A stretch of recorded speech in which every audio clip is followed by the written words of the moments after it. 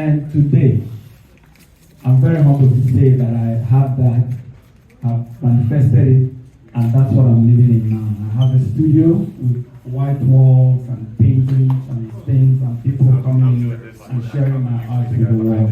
So if you have a dream, keep it, don't lose it. And then back to the other dream that I talked about on Monday, which I will segue to my work. Yeah, was that I told people here that there are three forms or platforms of motion. We move on land, through the air, under the water, or under the sea. So these three things capture the very existence of us as humans. We either fly a plane, walk on land, or swim in the sea. So most people can do the three. Most people can, it doesn't mean they fly.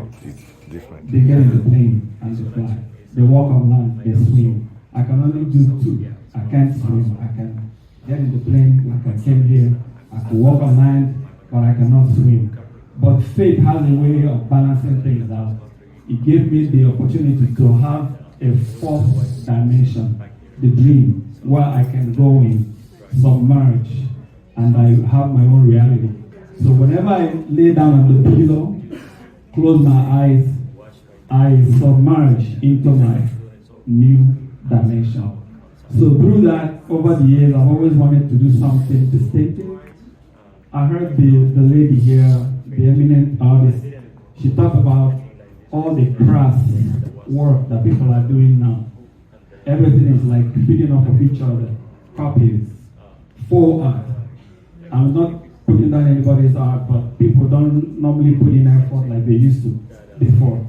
So I've always wanted something distinctive, something unique, something nobody has ever done.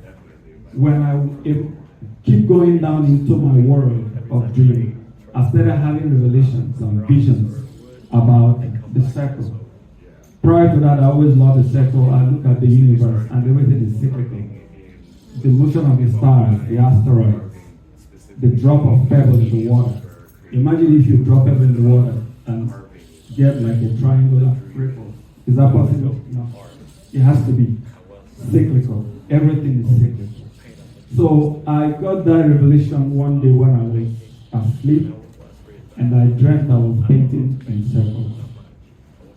One thing with my dreams is that they are so vivid, so clear, so crisp, that it's hard always for me to distinguish between dream and reality. So I kind of absorbed that completely, and when I woke up, I started doing this. And to my honor, over history, I have found out that no one has done this approach before. People have done circles in different ways, but this became my gift. It became my journey. It became my blessing. So I'm honored by it. So here also, I use birds. I pet birds always. Because again, birds are the primary creatures that can traverse the three platforms of motion like I started. They could walk on land, they could fly, and they can swim. So I use them as metaphors to reveal the power of these creatures. I paint birds all the time. Here I have a toucan. Over there I have a macaw.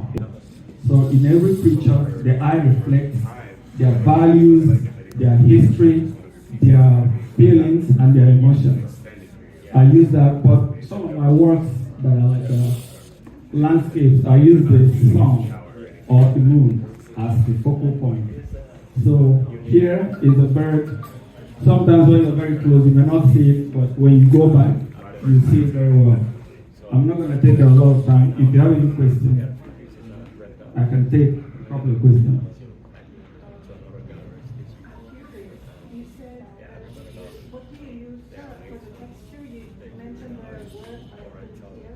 Palette knife, painting knife, oil paint, oil. Yes, pure oil.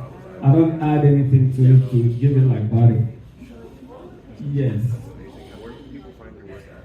And why I don't use acrylic to do this?